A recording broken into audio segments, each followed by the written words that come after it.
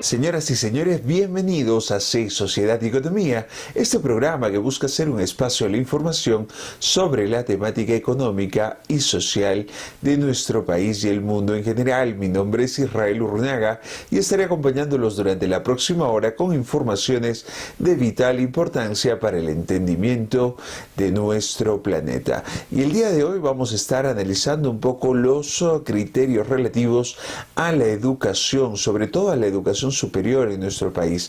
Ciertamente el desarrollo de las nuevas tecnologías está transformando todos y cada uno de los parámetros educativos, no solamente en el Perú, sino en el mundo en general. Y al respecto de esto, hace aproximadamente una semana se estuvo a realizar o a concretar una conferencia, una reunión en Bolivia, en La Paz, donde participaron representantes de UNESCO para la América Latina. Estamos hablando de Cecilia Barbieri. Cecilia Barbieri es una de las representantes más importantes de la región en lo que respecta a educación. Y ella estuvo hablando sobre diferentes parámetros y sobre la importancia de la inclusión o la implementación de las nuevas tecnologías en las aulas educativas de América Latina. Un requerimiento imprescindible. Recordamos que nuestro país está ya insertando, está ya viabilizando todo un conjunto de políticas para poder implementar no solamente en los colegios de alto rendimiento, sino en colegios piloto. Entendemos que los colegios de alto rendimiento son colegios piloto. Además de esto están los colegios de alternancia, están los colegios de jornada escolar completa, están los colegios de educación regular y otras modalidades. Y dentro de estos están ya viabilizando todo un conjunto de diálogos para poder entender si es o no es imprescindible el desarrollo de las nuevas tecnologías. Recordemos, como lo decíamos en programas anteriores, que esta nueva generación, la generación del milenio, la generación de los millennials, está relativa a un conjunto de personas, de estudiantes que han nacido propio en la etapa tecnológica, es decir, en este desarrollo tecnológico que ciertamente no tiene más de 30 o 40 años, sobre todo en nuestro país, pero que ha transformado y ha revolucionado la vida en general. Antes los niños se levantaban o iniciaban sus primeros juegos educativos con, digamos, los juegos tradicionales, ¿no? El plic-plac, la chapa-chapa, etc. Hoy los niños ya no desarrollan tanto ese tipo de percursos, se podría decir, de desarrollo personal, sino hoy la tablet, los smartphones y demás han ido sustituyendo o están sustituyendo algunos de esos parámetros. Es importante que se pueda tener en consideración todo esto y Cecilia Barbieri ha estado ya a explicar que estas nuevas tecnologías tampoco estarán a reemplazar todo el desarrollo educativo de toda Latinoamérica. Es decir, las nuevas tecnologías no reemplazan al docente.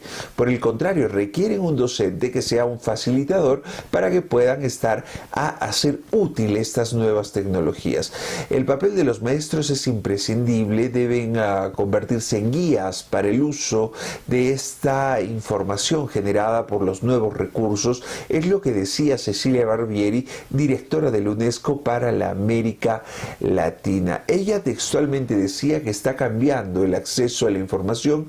En el pasado era accesible a través de un docente, ahora el papel del docente es clave porque la tecnología no va a reemplazar al docente, hay un papel diferente, dijo, y esto lo estuvo a decir a la agencia EFE, de noticias, y bueno, es uno de los factores más interesantes en los últimos percursos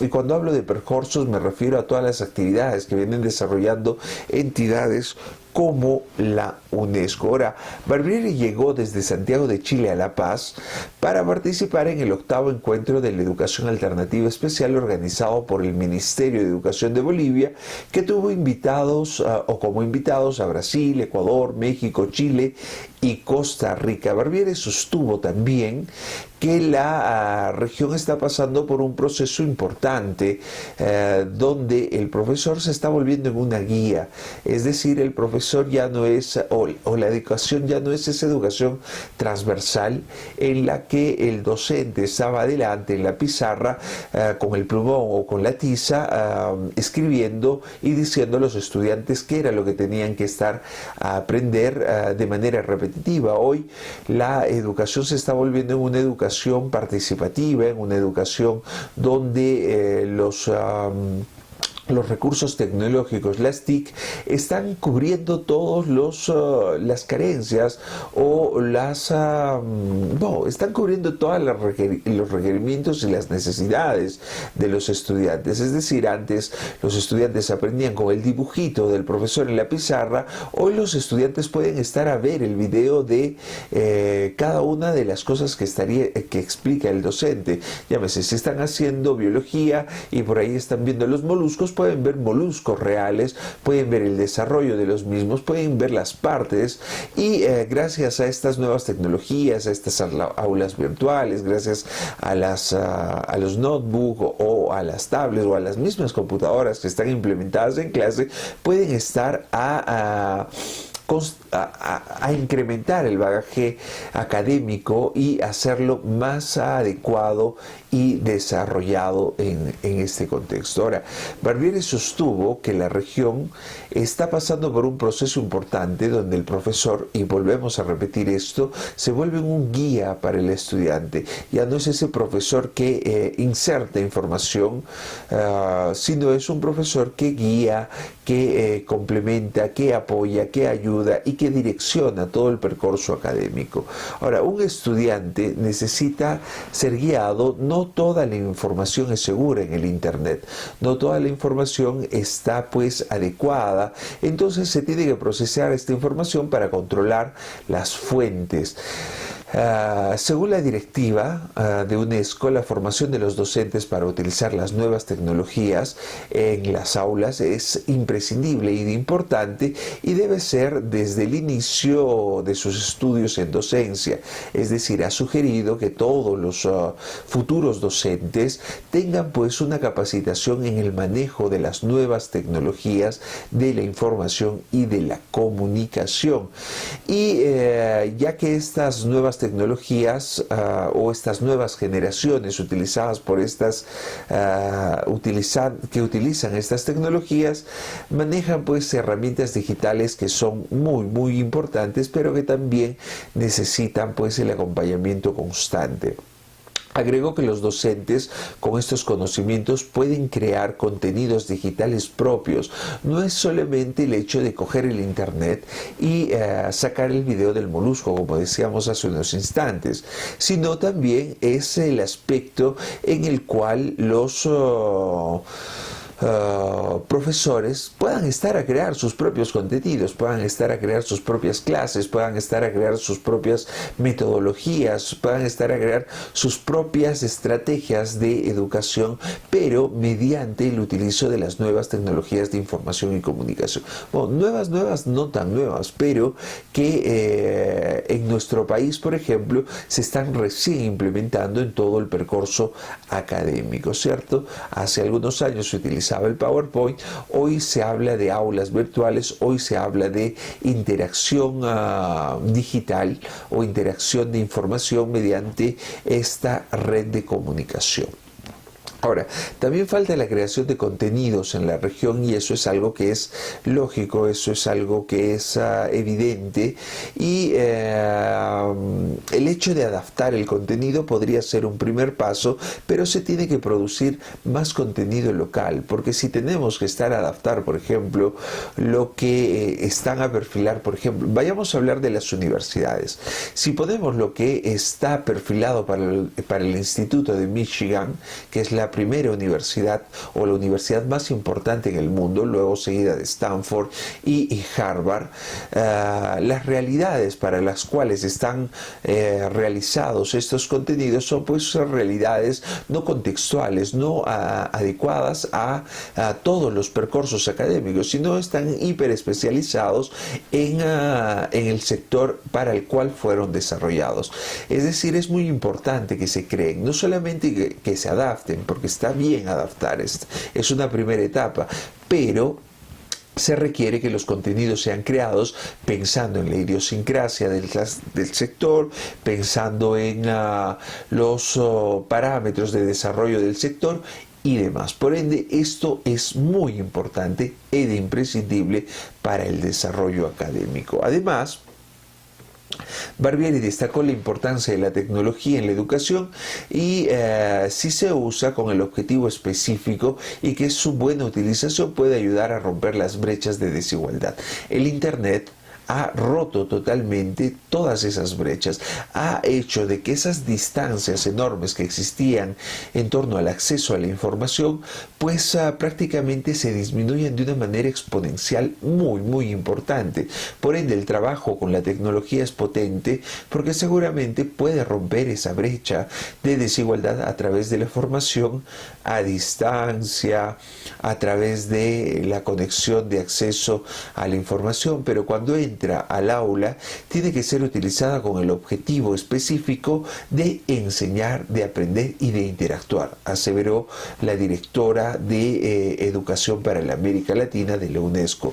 Todas estas transformaciones de la educación se deben a las nuevas necesidades de los estudiantes del siglo XXI que buscan adquirir conocimientos, que buscan adquirir todos los desarrollos tecnológicos y que no buscan estar a manipular toda la estructura mental de las personas para el beneficio propio, sino que busca únicamente los criterios de honorabilidad en torno al desarrollo educativo de nuestro país. Eso es algo muy importante. ¿Qué les parece si de esto hablamos después de la pausa comercial, teniendo en consideración que en la siguiente secuencia de nuestros programas nos estará a acompañar uno de los representantes de la educación de nuestra región, que nos estará explicando un poco cuán importante es la hiperespecialización, cuán importante es el uso de las tecnologías de información y cuán importante es el desarrollo del empresariado y de la educación en el empresariado de nuestro país. Estamos de regreso con C, Sociedad y Economía, y hoy acompañados del economista Iván Hurtado Villafuerte. Él es gerente general adjunto de la Universidad Global del Cusco. ¿Cómo está, economista? Bienvenido a C, Sociedad y Economía. Israel, muy buenas tardes. Gracias por la oportunidad de estar en tu programa. Sabemos un poco de marketing, sabemos un poco de la Universidad Global, sabemos todo lo que está desarrollando la Universidad Global, pero cuéntenos usted, ¿qué es lo que hoy 2017, está gestando, desarrollando la Universidad Global del Cusco? La Universidad Global del Cusco es en primera instancia una universidad joven. En nuestra ciudad estamos llegando a nuestro 5º año de operaciones. Nosotros como universidad apostamos a ser una universidad especializada en los negocios con base tecnológica. ¿Qué quiere decir esto? Quiere decir que nuestros egresados, que todavía no los tenemos y estamos próximos a sacar las primeras promociones, son egresados que no están buscando necesariamente insertarse a un mercado laboral, sino ellos están o salen formados de manera tal que pueden ser emprendedores. Ellos no salen a buscar trabajo, sino salen a generar puestos de trabajo en la sociedad, de manera tal que su aporte a la sociedad es mucho más significativo que el de un egresado de una universidad convencional, ¿no? Es cierto, el desarrollo empresarial en nuestra ciudad es muy importante, el desarrollo turístico aún más, siendo la tercera actividad más importante a nivel de los ingresos económicos y PBI de nuestro país, y en el Cusco más que en otros sectores. Pero el detalle radica en que hoy hay ciertos conflictos a nivel turístico, sobre todo con esto del aeropuerto de Chinchero. Un aeropuerto de Chinchero que iba a traer alrededor de 5 millones de visitantes hasta el 2020 y que pues lamentablemente se ha sofernado. Aunque la capacidad de operaciones del aeropuerto Velasco Astete a las 24 horas, es decir, operando las 24 horas, podríamos estar muy bien a recibir los 5 millones de visitantes. Pero bueno, regresemos al tema de la empresa, el negocio y la formación, que son temas imprescindibles de poder estar a analizar de la manera más adecuada y correcta. Ahora, el detalle radica. El sector turístico está creciendo y ustedes están canalizando toda una estructura académica para el sector turístico, para la empresa turística. Cuéntenos un poco más al respecto. En la Universidad Global del Cusco nosotros tenemos claro que lo único que no cambia es que todo cambia. ¿Qué quiere decir esto? Nosotros tenemos un sistema educativo que está pero muy conectado con el sector productivo empresarial. De manera tal que nuestros egresados y nuestra comunidad educativa en su conjunto está plenamente articulado y consciente de qué es lo que sucede en el sector privado. Cuando uno busca o investiga cuáles son los pilares del desarrollo, debe entender que existen 3 pilares de desarrollo. El primero es el sector público y su rol en la sociedad, el sector privado como generador de valor y el sector academia como un ente encargado de hacer investigación y de estar en constante innovación, de buscar que los egresados contribuyan a la sociedad a través de innovación en los diferentes procesos, ¿no? Entonces nosotros lo que buscamos es que nuestros egresados estén plenamente conectados con el sector productivo. En el caso específico de la región Cusco y por qué no del sur del país, nosotros tenemos una estructura productiva, fundamentalmente en el Cusco, articulada al sector turismo. Por eso nosotros tenemos un nivel de conexión a través de los institutos universitarios que busca articular directamente la formación de los profesionales en turismo con el sector empresarial en turismo, ¿no? Lo mismo en otras carreras profesionales, ¿no? Cierto, hoy el Perú está en una situación tan importante a nivel de desarrollo que ve hoy a empresarios, a personas totalmente desarrolladas en todos los sectores, en todos los parámetros académicos y demás. Ciertamente hoy el gobierno ha realizado un conjunto de reformas fiscales, económicas y demás que es cierto, han generado un benécere a toda la coyuntura nacional, pero también hay algunas situaciones un poco complicadas. Hoy Pedro Pablo Kuczynski está pues en una situación relativamente complicada por situaciones sociales, educativas y demás. Ahora, es también importante que tengamos en claro de que el Perú tiene que estar a continuar con su percurso de desarrollo, a continuar con su percurso de benécere, de todo el parámetro que está delineándose, ¿no? Me parece que ya son más de 15 años consecutivos que el Perú sigue creciendo, a pesar de haber estado al ultrapasar una crisis internacional, a pesar de haber ultrapasado en este último año una crisis climatológica, a pesar de haber estado a vivenciar todo un conjunto de anomalías y de corrupción evidenciada. Esperemos que esto sea ya el punto de partida para la transformación, no solamente del todo el ciudadano peruano, sino del mundo en general, en todo este contexto de corrupción. Pero regresemos a nuestro tema, regresemos a engarzar Estado, academia y empresa.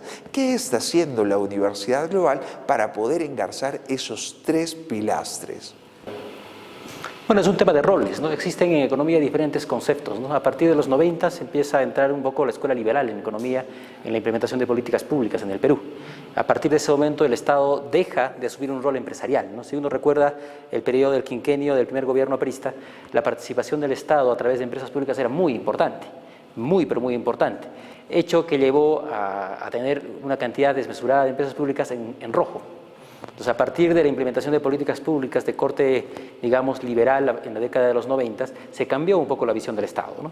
El Estado no debe participar de la actividad empresarial propiamente dicha y más bien debe generar las condiciones para que el sector privado pueda generar valor para la sociedad.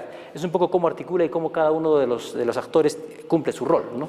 Entonces, estamos ya casi 25 años en ese proceso y definitivamente el sector privado a nivel nacional y por qué no también regional está más fuerte que antes, en sectores quizá no tradicionales, pero sí se siente que hay una mayor contribución del sector privado en la generación de riqueza en nuestro país, ¿no?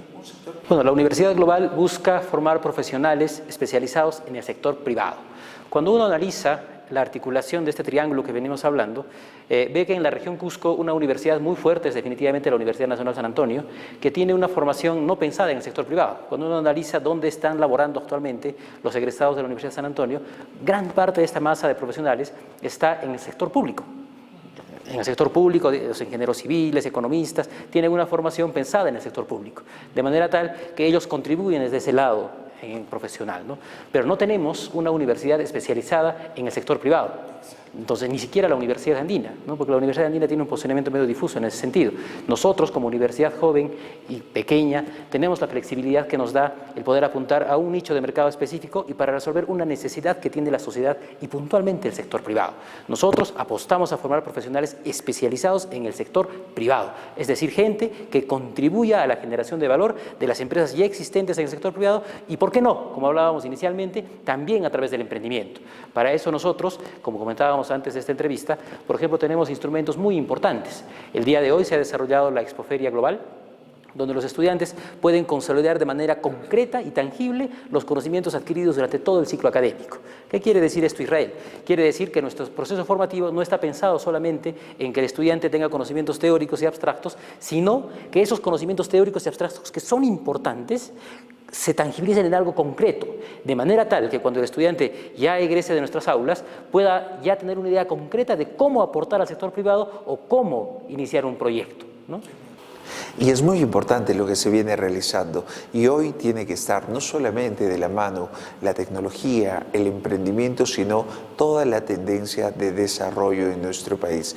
Estamos gratamente acompañados del economista Iván Hurtado Villafuerte, gerente general adjunto de la Universidad Global del Cusco. Hemos ido hablando de diferentes temas y es muy importante lo que usted nos planteaba, el hecho de poder estar a viabilizar todo un contexto académico para emprendedores, para el sector empresarial, para poder estar a potenciar un sector que habría estado dejado de lado en años anteriores y que hoy está siendo un poco albergado por la Universidad Global del Cusco. Es importante hacer empresas, es importante generar una empresa, es importante, y no solamente para uno, sino para el desarrollo de todos y cada uno de los peruanos. Cuénteme un poco más de cómo podemos lograr esto. En realidad es cambiando el sistema educativo. Hay una diferencia entre el sistema tradicional que se usa en las universidades y el que he sido formado yo, quizás también tú, Israel, y lo que es el sistema por competencias, ¿no? El sistema por competencias que ya se usa en los institutos tecnológicos y que poco a poco está avanzando también hacia universidades. La pregunta es, ¿uno debe formar a los profesionales en competencias específicas o en conocimientos generales, ¿no? Entonces, normalmente el conocimiento teórico y abstracto, que es muy importante, no vayamos a quitarle mérito a este tipo de conocimiento, sin embargo no es suficiente. Uno debe hacer que este conocimiento teórico y abstracto sea también práctico, ¿no? De manera tal que contribuya al alcance en los profesionales del logro de ciertas competencias específicas. Entonces la pregunta es, uno cuando sale de la universidad, luego de 5 años de formación, ¿es especialista en qué? Yo soy economista. Luego de 10 años o 15 años fuera de la universidad, vemos que mis compañeros de promoción todos tienen diferentes especialidades, absolutamente diferentes, en algunos casos ni siquiera comparables, ¿no? Algunos son especialistas en proyectos, otros están en finanzas, que ya es el mismo mercado laboral y el sector privado quienes los ha especializado, ¿no? Con un costo muy grande para las empresas en el periodo formativo, porque salen con conocimientos generales de las universidades y luego tiene que haber 10 a 15 años hasta que el profesional sea realmente especialista en el tema en el que está laborando, ¿no? Entonces, lo que tenemos que hacer las universidades es buscar formar de manera especializada a nuestros egresados, es decir, dejar un poco de lado quizás las carreras un poco generales y pasar a las carreras especializadas. Por ejemplo, en economía hay una masa muy grande de profesionales que laboran en lo que son finanzas. El egresado de economía de una universidad convencional no tiene las competencias que el sector empresarial de las finanzas requiere. Para eso hay un proceso muy grande, de a veces 4 o 5 años, donde el sector privado tiene que encargarse de especializar al profesional. Entonces, lo que tenemos que hacer las universidades es hacer que ese periodo de aprendizaje en el sector empresarial sea más corto, ¿Cómo logramos eso? Especializando nuestras mallas curriculares y sacando profesionales especialistas en un sistema por competencias, ¿no? Es importante esto de poder articular todo lo que es relativo a los percursos académicos. Y es cierto, existe el debate entre los tradicionalistas académicos y los contextuales, los que están, al igual que la Universidad Global, tratando de enderezar un poco el percurso académico de los estudiantes universitarios para brindarles pues estructuras o para brindarles instrumentos, más que estructuras, adecuadas para sus desarrollos, para que puedan aperturar una empresa, para que puedan desarrollarse ahí mismo. Justo conversábamos con un amigo de Nicaragua, el cual estaba también muy de acuerdo con lo de la hiperespecialidad, es decir, generar un percurso académico el cual pueda ser direccionado versus un objetivo único. Pero hay otros, como los tradicionalistas, que dicen que también es imprescindible tener pues algunas informaciones de contexto macro, es decir, de contexto de relaciones humanas, de contexto de trato con el personal, de contextos de lengua y matemáticas, cosas que son pues también básicas en algún percurso académico. Ahora, es importante, cierto, que podamos estar a cubrir lo que ustedes están cubriendo en este momento, un espacio empresarial que el Cusco no tenía, es decir, el 50 o el 70% de empresarios en el Cusco son empíricos o son egresados de universidades que les han brindado cursos de administración o economía, no les han brindado cursos de administración en turismo o cursos de administración en recursos gastronómicos o cursos de este tipo, de hiperespecialización. Entonces consideramos que eso también es muy positivo para el desarrollo de nuestra ciudad. Coménteme un poco más al respecto. Claro. Bueno, en este tipo de discusiones, Israel, considero yo que debemos alejarnos un poco de los maximalismos teóricos. ¿Qué quiere decir esto? Claro, cuando uno analiza los beneficios de una formación general, digamos más integral, tiene también algunos beneficios. Y cuando uno analiza los beneficios de la formación súper, hiper especializada, hay beneficios, pero también hay perjuicios, ¿no? Entonces, cuando uno hace el análisis teórico, abstracto, de cuál es más conveniente, desafortunadamente nos lleva a maximalismos. Cuando uno ya contextualiza y lleva más a la realidad que uno vive en nuestras regiones, en nuestro país, realmente se da cuenta que nuestra situación de base es que nuestro nivel de formación es muy general. Si nosotros avanzamos quizá unos cuantos pasos hacia una formación especializada, no vamos a llegar ni por aproximación a una formación súper hiper especializada, por lo cual sí podemos ver los beneficios de esa especialización y no sus perjuicios. ¿Me dejo entender? Entonces, cuando nosotros hacemos este tipo de análisis en la Universidad Global, queremos encontrar un punto medio práctico. No perdernos en la discusión teórica de la súper hiper especialidad o el estudio general, sino la especialidad práctica, ¿no? Con el soporte teórico abstracto necesario, ¿no? Disculpen que lo esté recalcando y me parece que eso es muy importante. El hecho de que hoy la Universidad Global está buscando direccionar a todos los profesionales egresados de vuestra universidad, ciertamente joven, 5 años en el mercado, pero que hoy tiene una gran,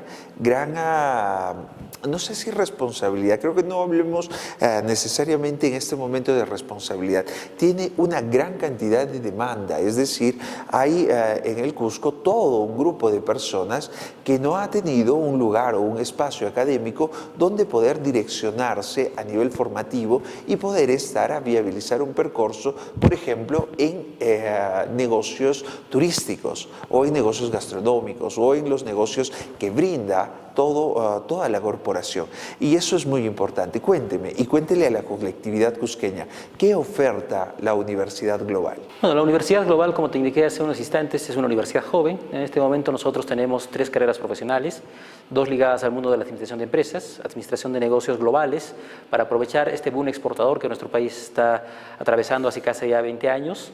Tenemos la carrera más importante quizá en el Cusco, que es de Administración de Negocios Turísticos, para tratar de clusterizar el sector, y tenemos la carrera de Ingeniería en Tecnologías de la Información. Como te dije inicialmente, nosotros buscamos ser una universidad especializada en los negocios con base tecnológica. Nosotros, como Universidad Global, además, no somos nuevos en educación. Tenemos el soporte de la Corporación Quipu, que tiene más de casi ya 35 años en la ciudad del Cusco y que tiene, creo, dada la óptica que hemos venido conversando, unos niveles de formación académica, práctica, especializada muy importantes. Hace menos de 2 semanas, el Diario del Comercio ha ha publicado un resultado de investigación del Ministerio de Producción, me parece, o del Ministerio de Trabajo, en donde coloca a Corporación Quipu y a los egresados de su Escuela de Turismo entre los mejores pagados, en el 15º lugar de los mejores pagados de la carrera de gastronomía a nivel nacional. Esto es muy importante, Israel, por lo siguiente: cuando uno analiza las cosas sin apasionamientos y en términos prácticos, ¿uno para qué estudia? Entre otras cosas, estudia para poder, con ese conocimiento y con su mano de obra, con sus servicios, generar ingresos para poder persistir y mejorar su calidad de vida. Entonces, en términos prácticos, lo que nosotros logramos es que nuestros egresados realmente obtengan ingresos para el bien de su familia, ¿no? Que les permita mejorar como profesionales y, ¿por qué no?, como hablábamos hace un instante, tener iniciativas privadas que luego contribuyan a la generación de puestos de trabajo en nuestra sociedad. Estamos conociendo un poco más de la Universidad Global, una de las universidades top a nivel de remuneraciones a sus egresados, es decir, cuyos egresados son los mejores pagados en algunos aspectos comparados con algunas otras universidades de la región y del país en general. A nivel de negocios, la Universidad Global está perfilando todo un conjunto de estrategias. Algo más que quisiera agregar, de repente invitar a toda la ciudadanía cusqueña a conocer un poco más de la Universidad Global.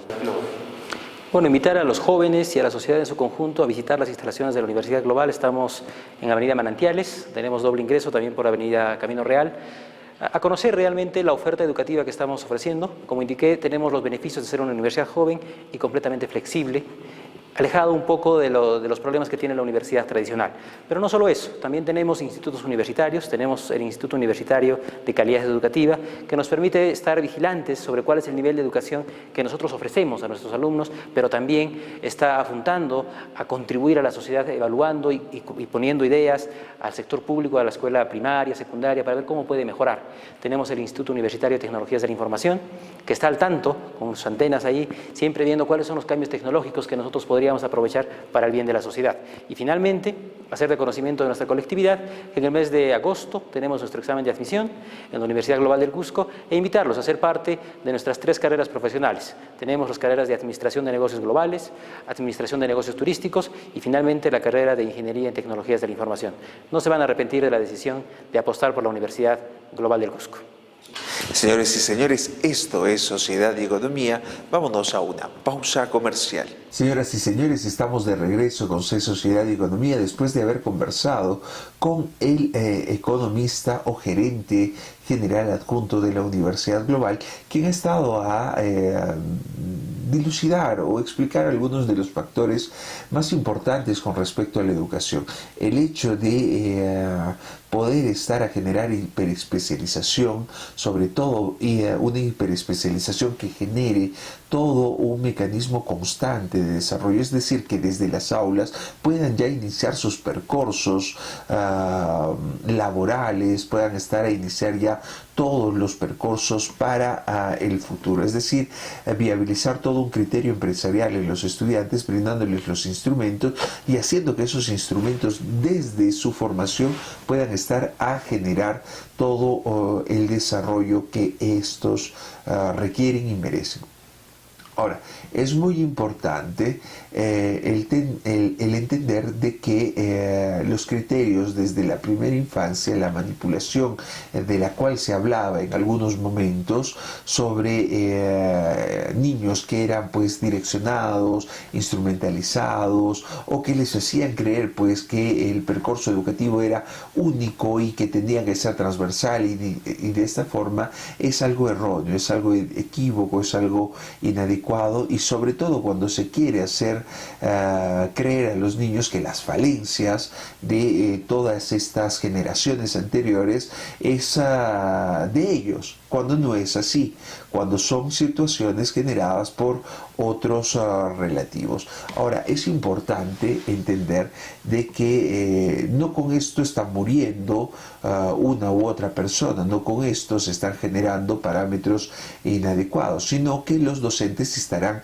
a ser guías, ¿no? Estarán a ser complementarios y que no están erradicando, aniquilando ni matando ninguno de los requerimientos imprescindibles, que es, por ejemplo, la interacción entre un docente y, estoy hablando de las personas que generan esto, ¿no? Entre un docente y su estudiante. Ahora, algo que también nos parece muy importante analizar es el hecho de el nuevo ranking que ha estado a viabilizar o el nuevo top de las universidades en el mundo para el 2018. 10 universidades han estado a viabilizarse como las universidades más importantes del mundo en general, la mayoría de estas norteamericanas o estadounidenses y canadienses.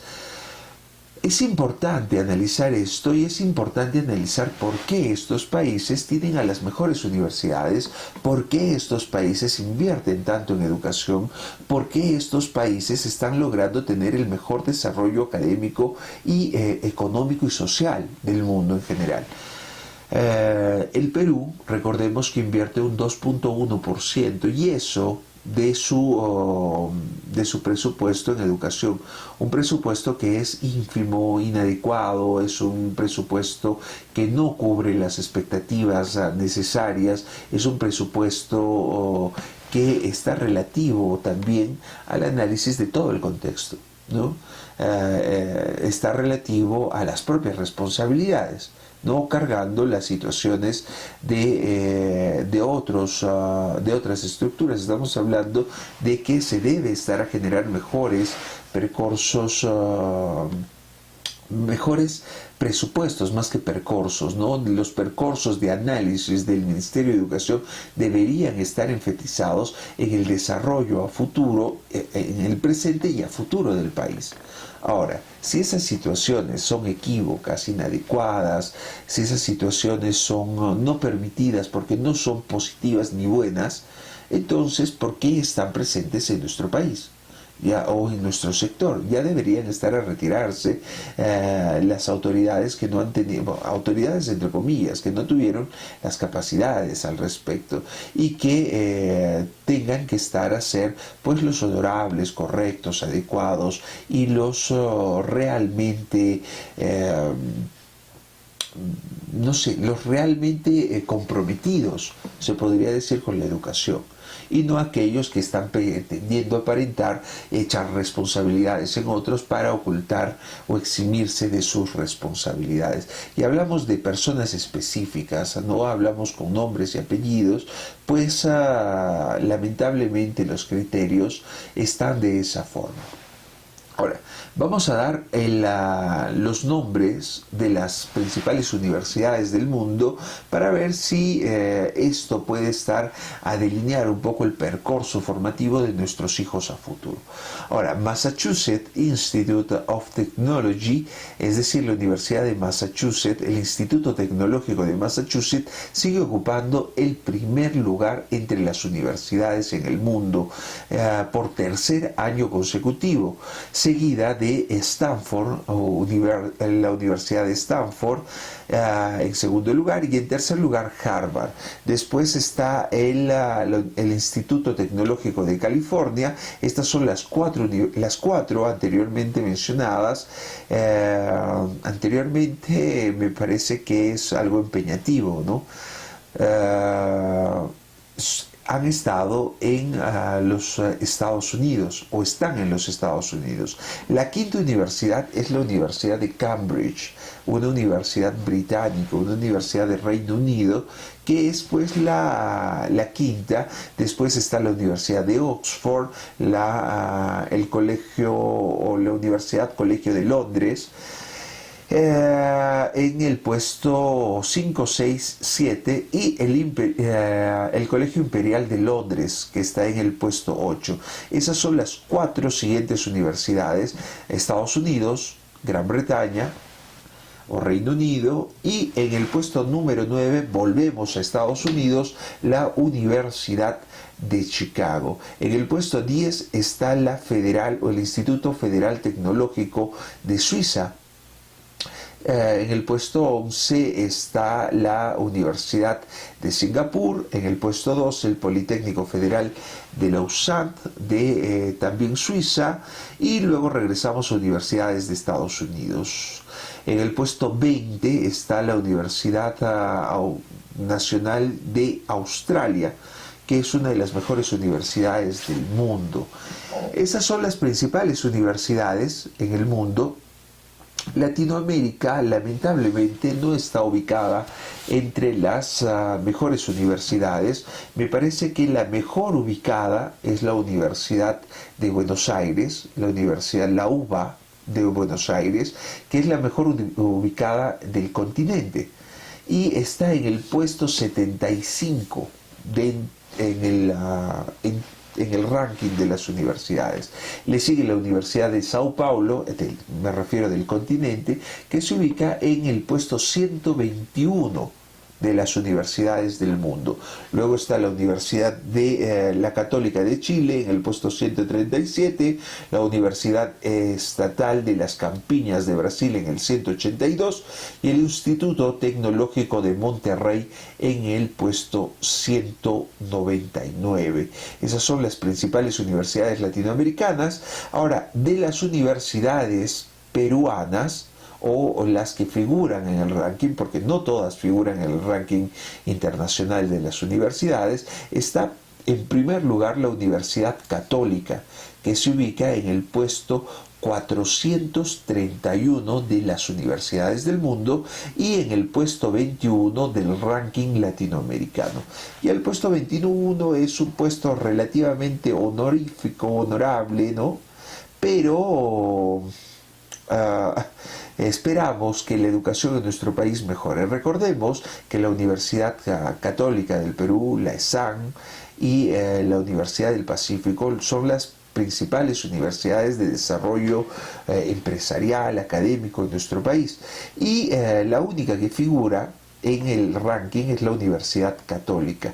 Luego de esto está pues la Universidad Mayor de San Marcos en el puesto 801 del ranking mundial y en el puesto 70 a nivel del continente. Eso es un poco la realidad educativa de nuestro país. Eso es un poco cómo están posicionadas las principales universidades de nuestro continente y de nuestro país y del mundo en general.